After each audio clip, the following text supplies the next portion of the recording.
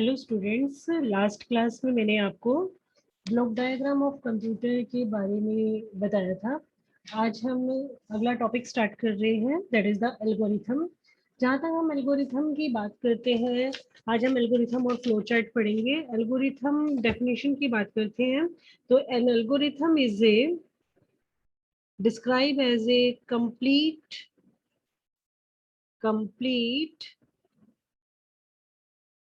unambiguous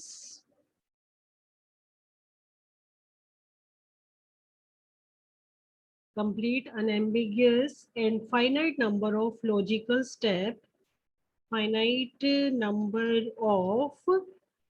logical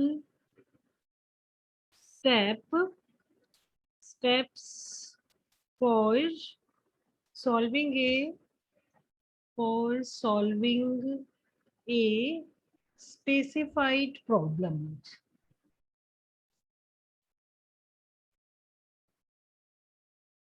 ये algorithm की definition है। क्या मीनिंग है algorithm?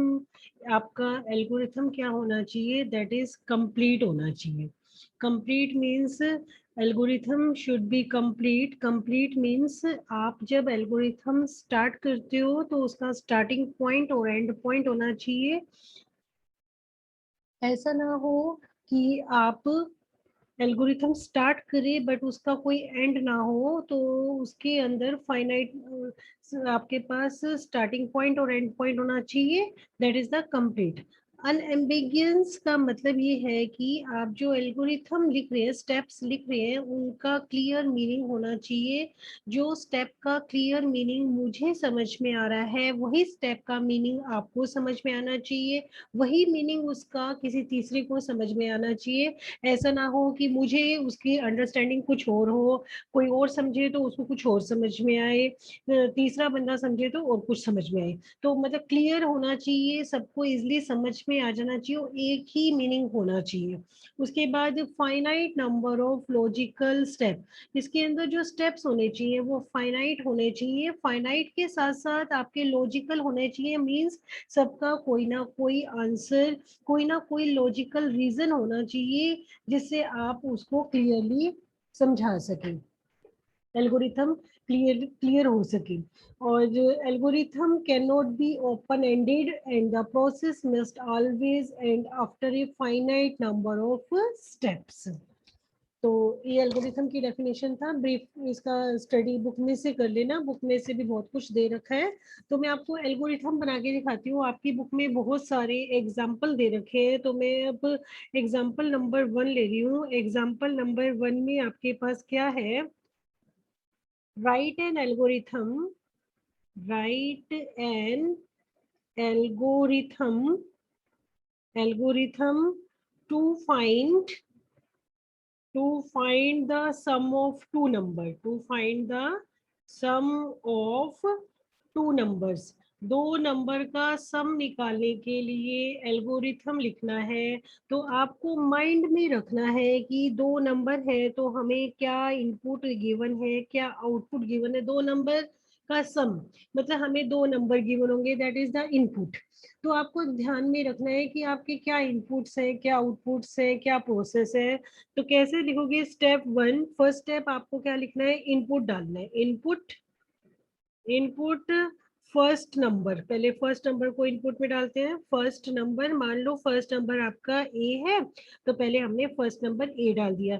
Second input the second number, फिर हमने सेकंड नंबर लिया और उसको इनपुट कर दिया। तो जो भी स्टेप आप करते हैं उसको हम स्टेप बाय स्टेप लिखते हैं, वह दैट इज द एल्गोरिथम। तो input first number, input second number, फिर आप क्या करोगे? Calculate their sum, that is as c equal to a plus v, where c is the another number in which their sum is stored। fourth, display C मतलब आपका जो display हुआ सी वो हो गया। और फिफ्थ स्टेप आपका हमेशा क्या रहेगा? लास्ट स्टेप, फिफ्थ नहीं last step, terminate the process को हमने टर्मिनेट कर दिया। मतलब जो कंप्यूटर स्टेप बाय स्टेप काम करता है हम उसको लैंग्वेज में लिखते हैं, that is called the algorithm. Algorithm के बाद नेक्स्ट एक और एल्गोरिथम मैं आपको बता देती हूँ। बुक के अंदर बहुत सारे एल्गोरिथम दे रखे हैं, आपके एग्जाम में भी एल्गोरिथम लिखने आते हैं। तो नेक्स्ट हम जो एल्गोरिथम कर रहे हैं that is example number 2। Example number 2 में क्या है आपके पास, write an algorithm to find greatest among three number, to find greatest among three number। 3 number में से कौन सा ग्रेटेस्ट है उसका आपको नंबर लिखना है। तो हम क्या करेंगे, आपको इस प्रॉब्लम में क्या गिवन है पहले तो वो आप माइंड में रखोगे। हमें क्या गिवन होगा वो आपको माइंड में रखना है। और हमें इसमें क्या गिवन है, दैट इज 3 नंबर गिवन है। 3 नंबर आपके क्या है, ए बी सी हमने नंबर ले लिए। तो A B C is the 3 number. ठीक है, लिख रही हूँ मैं एक बार। इनपुट नंबर्स,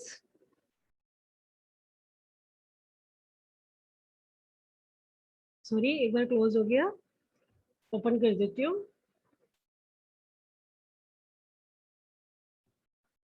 हम एल्गोरिथम लिख रहे हैं। एल्गोरिथम आपके पास है, दैट इज इनपुट। इनपुट आपके पास क्या हो गए, 3 नंबर। इनपुट नंबर्स जैसे मैंने पहले में हमने 1 बाय 1 फीड किया था, तो आप तीनों नंबर इकट्ठे भी दिखा सकते हैं, ए बी सी। 3 नंबर हमने इनपुट कर दिए। Number 2, if A is greater than B then greater A, greater आपका कौन सा हो जाएगा, ए हो जाएगा। अगर नहीं है इफ, तो एल्स ग्रेटर आपका क्या हो जाएगा, बी हो जाएगा। ठीक है। थर्ड स्टेप, इफ जो ग्रेटर नंबर आया इनमें से वो चूज किया, greater greater than C, then greatest number, जो ग्रेटेस्ट नंबर आएगा, ग्रेटेस्ट मतलब तीनों में greatest, greatest equal to greater greater else greatest, greatest C. तो आपको ग्रेटेस्ट नंबर निकालना है, तो डिस्प्ले ग्रेटेस्ट, तीनों का जो नंबर का होगा वो दैट इज द ग्रेटेस्ट। और 5वें में हम क्या लिखेंगे, टर्मिनेट द प्रोसेस। देखो आपको पता है कि 3 नंबर है तो तीनों में से इक्वल भी हो सकते हैं, बट हम ये लेके चल रहे हैं कि तीनों अलग अलग है, मान लिया इक्वल भी हो सकते हैं। 3 नंबर है ए बी सी, ए बी सी हमने इनपुट किए तो ए बी से ग्रेटर होगा। अगर ए बी से ग्रेटर है तो ए ग्रेटर नंबर हो गया, नहीं तो बी ग्रेटर होगा। तो दोनों में से एक नंबर आपका ग्रेटर होगा। तो मान लो जो ग्रेटर आया उसको मैंने ग्रेटर का नाम दे दिया। ठीक है, तो ग्रेटर जो नंबर है वो सी से ग्रेटर है कि नहीं है, फिर हम ये चेक करेंगे सी से ग्रेटर है कि नहीं। अगर वो सी से ग्रेटर है तो ग्रेटर जो नंबर आएगा वो आपका ग्रेटेस्ट बन जाएगा, अदर ग्रेटेस्ट नंबर क्या बन जाएगा, ग्रेटर वाला बन जाएगा। और नहीं है तो आपका ग्रेटेस्ट नंबर क्या हो जाएगा, सी हो जाएगा। तो हम डिस्प्ले कर देंगे ग्रेटेस्ट नंबर और हमारा प्रोसेस क्या हो जाएगा, दैट इज द हमारा प्रोसेस हो गया, इसमें टर्मिनेट हो गया। ठीक है, तो हमने यहाँ पे सेकंड मैंने आपको बता दिया।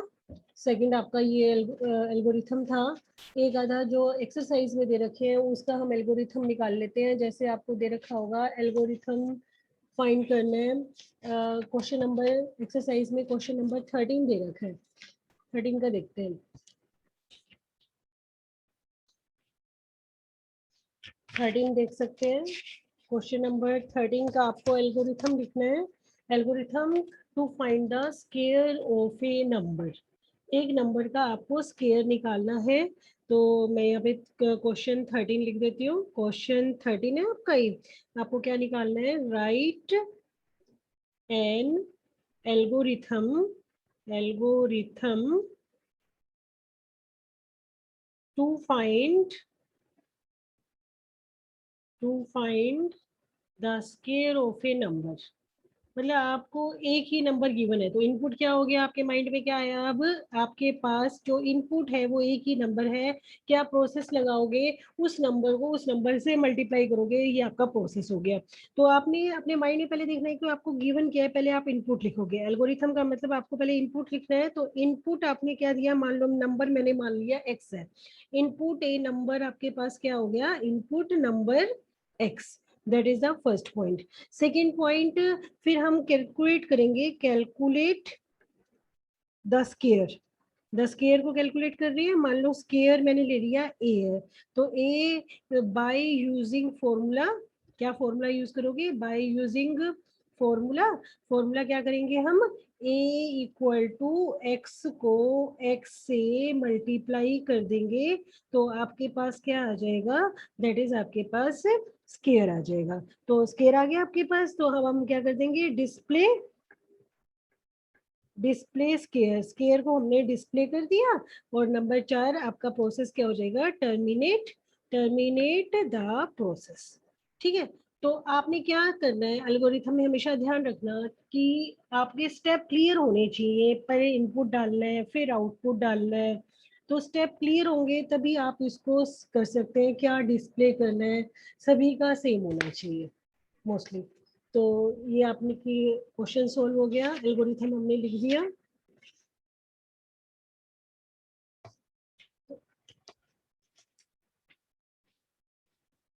एल्गोरिथम के बारे में और भी एल्गोरिथम आपके बुक में एग्जांपल्स भी दे रखे हैं और एक्सरसाइज में क्वेश्चंस भी हैं, तो आप एल्गोरिथम के सारे क्वेश्चन सोल्व कर लेना, जिसको जो भी डाउट्स हो ग्रुप में भेज देना, मैं आपको समझा दूंगी। अब हम पढ़ते हैं फ्लो चार्ट।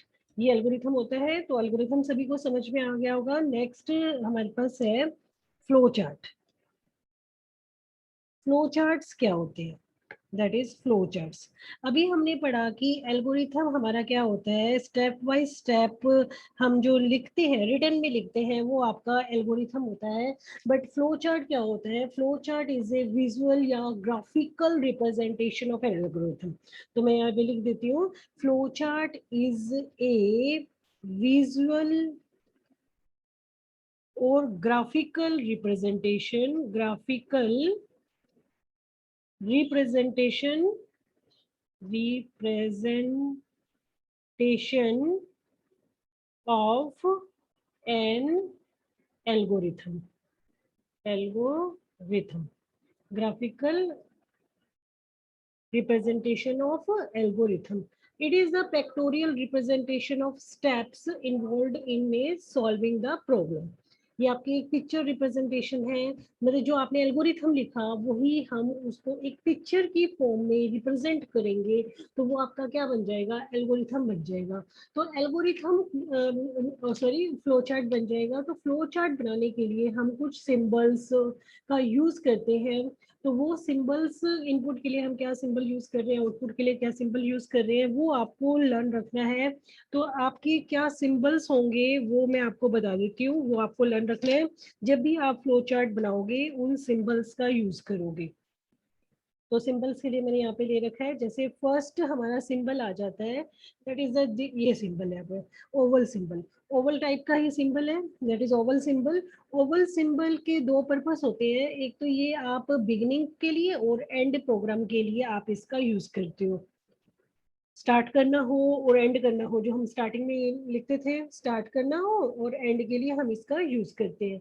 उसके बाद हमारे पास जो आप, ये आपस में रिलेटेड होंगे, फ्लो चार्ट है, फ्लो चार्ट में आपस में ये जो सिंबल्स हैं आपस में रिलेटेड होंगे, उसके लिए हम लाइंस का यूज करते हैं, उसको हम बोलते हैं flow lines. Flow lines direction show करती है कि हमारा प्रोग्राम किस डायरेक्शन में जा रहा है।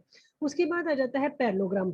पैरेललोग्राम आपका क्या शो करता है, parallelogram is used for the input operation, input और आउटपुट। इसमें आप इनपुट भी पैरेललोग्राम में लिखोगे, आउटपुट भी पैरेललोग्राम में लिखोगे, दैट इज द पैरेललोग्राम। उसके बाद जो प्रोसेस हम करते हैं, जैसे सम ऑफ टू नंबर लिया, हमने इनपुट ए दिया आउटपुट बी दिया, वो तो आप पैरेललोग्राम लिखोगे, बट जब हमने उसको ऐड किया, जो हम प्रोसेस उस पे करते हैं वो आप रेक्टेंगल के अंदर लिखोगे, तो रेक्टेंगल के अंदर आपका सारा प्रोसेस आ जाएगा। कई बार क्या होता है कि डिसीजन, यस और नो वाले डिसीजन आ जाते हैं, तो हम उसके लिए इफ ए इज ग्रेटर, जैसे अभी ऊपर मैंने कराया कि ए बी से बड़ा है, बी सी से बड़ा है, तो क्वेश्चन पूछेंगे तो हम इस डायमंड का यूज करेंगे। Diamond a decision to be made, the program should continue along one of two routes, if then else. ये यूज हो जाएगा। उसके अलावा एक दो सिंबल और भी हैं, वो भी मैं आपको बता देती हूँ। एक तो हम ये यूज करते हैं, दैट इज ये आ जाता है ऑन पेज कनेक्टर। इसको मैं यहाँ लिख देती हूँ, ऑन पेज कनेक्टर। मतलब आपके पास क्या होता है, मान लो आपके पास एक पेज पे आप लिख रहे हो, जैसे ये पूरा पेज है, पूरा पेज जैसे आपके खुला हुआ है। इस पेज में मैंने हाफ पोर्शन में पहले फ्लो चार्ट बना लिया, अब हाफ पोर्शन ऊपर से स्टार्ट करना है उसी पेज पे, तो हम ऑन पेज कनेक्टर का यूज करेंगे। उसके बाद हमारे पास आ जाता है ऑफ पेज कनेक्टर। मान लो एक पेज पे आपका फ्लो चार्ट पूरा नहीं आया, तो आपने दूसरे पे वही फ्लो चार्ट को रिपीट करना है, तो आप ऑफ पेज कनेक्टर का यूज करोगे। दूसरे पेज को कनेक्ट करने के लिए हम ऑफ पेज कनेक्टर का यूज करते हैं। तो ये आपके सिंबल्स हैं जिनका आप यूज करोगे फ्लो चार्ट बनाने के लिए। एडवांटेज डिसएडवांटेज आपको बुक में दी हुई है, वो आप पढ़ लेना, आपको इजीली समझ में आ जाएगी। तो अब मैं एक फ्लो चार्ट जैसे आपको ड्रॉ करके दिखाती हूँ। फर्स्ट आपके पास एग्जाम्पल 1 है बुक के अंदर, एग्जाम्पल नंबर 1। एग्जाम्पल 1 में आपने क्या करना है, फ्लो चार्ट बनाना है। जैसे हमने पहला एल्गोरिथम पढ़ा था, उसी का हम फ्लो चार्ट बना रहे हैं। Draw a flow chart draw a flow chart और to find the sum of, to find the sum of two number. Algorithm मैंने ऊपर बता दिया था, इनपुट आउटपुट आपको पता है, 2 नंबर इनपुट आउटपुट है। जब भी आप फ्लो चार्ट बनाओगे तो ध्यान रखना आपने क्या करना है। फर्स्ट आपने ओवल शेप के अंदर, यहाँ पे आपका क्या आ जाएगा, दैट इज ओवल शेप के अंदर आपका स्टार्ट आ जाएगा। दैट इज ओवल शेप के अंदर आपका स्टार्टिंग होएगी। वो दैट इज, ये आपका हो गया स्टार्ट। ओवल शेप बनाओगे, ओवल शेप में आपके पास स्टार्ट आ जाएगा। पहला हमने क्या करना है, आपने स्टार्ट लेना है, स्टार्ट में ओवल शेप आ जाएगा। ओवल शेप के बाद आप फ्लो लाइन से, ये लाइन है फ्लो, इससे आप कनेक्ट करोगे दूसरे के अंदर। अब दूसरे में आपने क्या बनाना है, अब दूसरे के अंदर हम इसमें पैरेललोग्राम बनाएंगे, पैरेललोग्राम जिसमें आप इनपुट दोगे। तो यहाँ पे मैंने पैरेललोग्राम ड्रॉ कर लिया, दैट इज पैरेललोग्राम, ये पैरेललोग्राम ड्रॉ कर लिया। तो इसके अंदर हम इनपुट देंगे। इनपुट आपका क्या था, इनपुट 2 नंबर देने हैं, इनपुट ए। फिर मैंने क्या किया, फिर लाइन से आप इसको कनेक्ट करोगे, लाइन लोगे, लाइन ली, लाइन से फिर हमने इसको कनेक्ट किया। लाइन कनेक्ट करने के बाद फिर आपने दोबारा एक इनपुट दिया अभी मैंने, अब हम दूसरा इनपुट देंगे, वो भी आपको पैरेललोग्राम में ही लेना है। तो यहाँ पे मैंने दूसरा इनपुट दिया, दूसरा इनपुट आपका क्या आ जाएगा, दूसरा इनपुट भी आपका इनपुट बी। तो आपने यहाँ पे लिखा इनपुट ए, इनपुट बी, तो आपके 2 इनपुट हो गए। उसके बाद आपने क्या करना है, प्रोसेस करना है। जब भी हम प्रोसेस का यूज करेंगे तो आपने रेक्टेंगल का यूज करना है। तो मैंने यहाँ पे एक रेक्टेंगल बना लिया, दैट इज द रेक्टेंगल। अब रेक्टेंगल को आपने फिर फ्लो लाइन से ही कनेक्ट करना है, फ्लो लाइन से इसको कनेक्ट कर दिया, तो ये आपका रेक्टेंगल बन गया। दैट इज फ्लो लाइन से इसको कनेक्ट करोगे,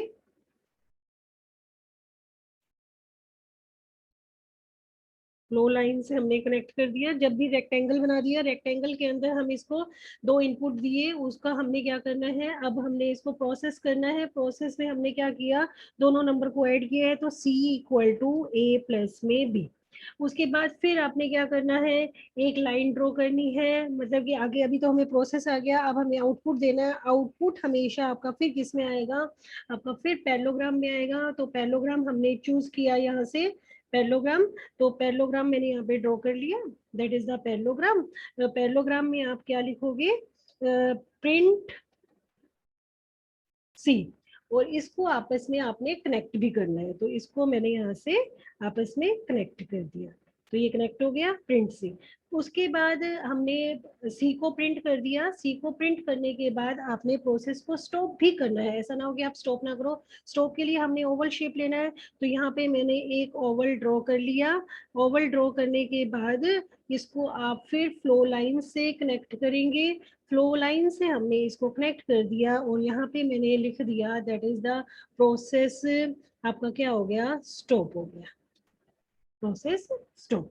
तो आपने क्या करना है ये ध्यान रखना है। ऊपर मैंने आपको बताया था जब हम फ्लो चार्ट बनाते हैं वन बाय वन, स्टार्टिंग और एंड पॉइंट आपको ओवल शेप में लेनी है। इनपुट और आउटपुट आपको पैरेललोग्राम में लेने हैं। जो भी आप प्रोसेस करोगे वो आपको रेक्टेंगल के अंदर लेके चलना है। तो आपका ये फ्लो चार्ट कंप्लीट हो गया।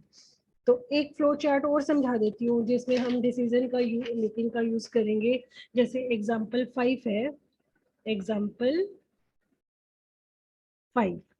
एग्जाम्पल 5 में draw a flow chart, draw a flow chart, flow chart draw करना है टू फाइंड द ग्रेटेस्ट। इसी का हमने ऊपर एल्गोरिथम भी बनाया था, the greatest among three numbers. तीन नंबर्स का आपका ग्रेटेस्ट जो है वो आपको फाइंड करना है। तो इनपुट आपके तीन नंबर है, तीनों को आप अलग अलग भी दे सकते हो, इकट्ठा भी दे सकते हो, कैसे भी आप दे सकते हो। तो आपके पास इनपुट से पुट हो जाएंगे। तो फर्स्ट आपने स्टार्ट करना है। स्टार्ट के लिए मैंने क्या किया, यहाँ पे एक ओवल शेप बनाई और उस पे आप क्या लिखोगे, उस पे हम लिख देंगे आपने प्रोसेस को स्टार्ट कर दिया। स्टार्ट करने के बाद आपको क्या करना है, फिर इनपुट्स देने हैं। इनपुट्स के लिए आप पैरेललोग्राम का यूज करोगे। पैरेललोग्राम के अंदर ही आपने इनपुट देने हैं। उसके अलावा आपने किसी और बॉक्स में इनपुट दिए तो वो आपका फ्लो चार्ट गलत हो जाएगा। तो इनपुट्स आपको देना है पैरेललोग्राम्स के अंदर। तो इनपुट्स के लिए मैंने यहाँ पे पैरेललोग्राम ड्रॉ कर लिया।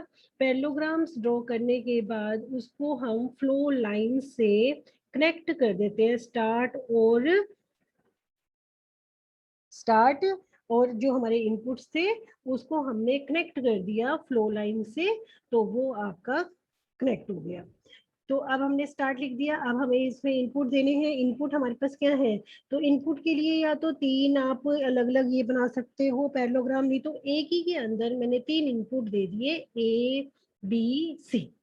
ठीक है, तो इनपुट दे दिए। अब तीन नंबर में से बड़ा कौन सा है, पहले हम वन बाय वन ऐसा करते हैं, दो नंबर लेके चलते हैं। ए और बी में से पहले बड़ा देखते हैं, जो बड़ा आएगा उसको सी से कंपेयर करेंगे। तो पहले में क्या करते हैं, अब हमने फिर क्या किया, डिसीजन मेकिंग जब भी आ जाता है कि कौन सा नंबर बड़ा है कौन सा छोटा है, उसके लिए आप एक डायमंड बनाते हैं। तो मैंने यहाँ पे एक डायमंड को ड्रॉ कर लिया, दैट इज द डायमंड। एक डायमंड को हमने ड्रॉ किया। डायमंड ड्रॉ करने के बाद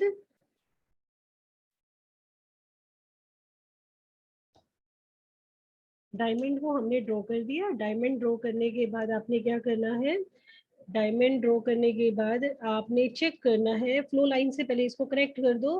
फ्लो लाइन से हम इसको कनेक्ट करते हैं, यहाँ से ये फ्लो लाइन से कनेक्ट हो गया।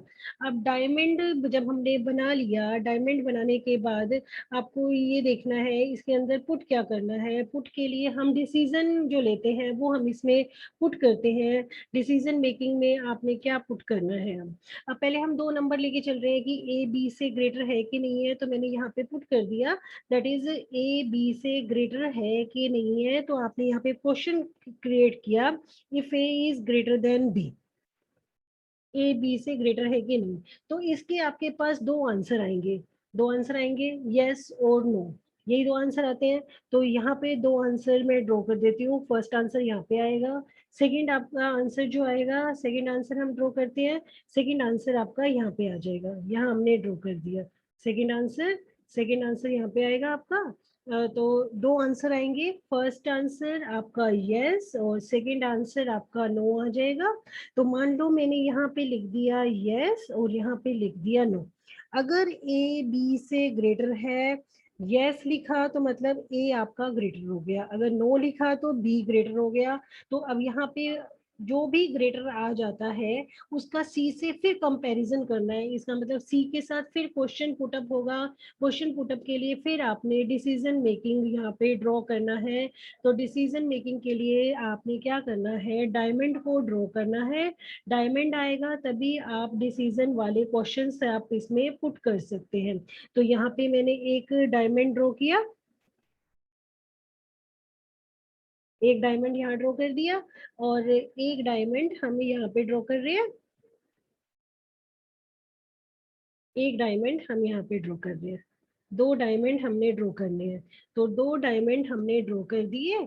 तो अब इन दोनों डायमंड्स के अंदर जो डायमंड शेप है, इसका मतलब ये आपका दो डायमंड है। अगर ए बी से ग्रेटर हो गया तो मतलब ए ग्रेटर है, हमने आंसर यस दे दिया। तो ए का कंपैरिजन आप अब सी से करेंगे। ए का कंपैरिजन हम सी से करते हैं। ए का कंपैरिजन आप सी से करोगे if A is greater than C. अगर यहाँ पे अगर ए बी से ग्रेटर नहीं है, आंसर नो आया, तो इसका मतलब बी ग्रेटर है। तो बी का कंपैरिजन हमने सी से किया। तो आपके पास फिर जब भी आप डिसीजन की बात करते हैं तो डिसीजन के अंदर हमारे पास फिर वैसे ही हमारे पास दो आंसर आएंगे, यस और नो। तो नो आंसर यहाँ पे, यस आंसर हम यहाँ पे निकाल देते हैं।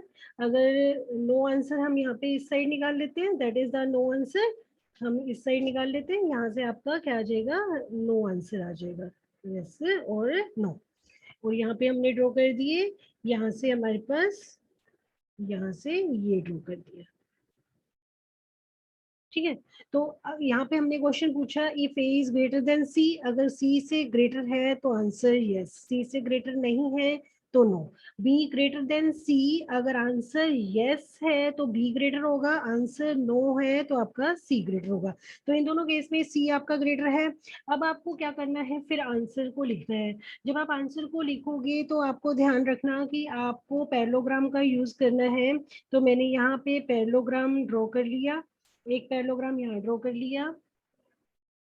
उसके बाद एक पैरेललोग्राम हम यहाँ पे ड्रॉ करेंगे,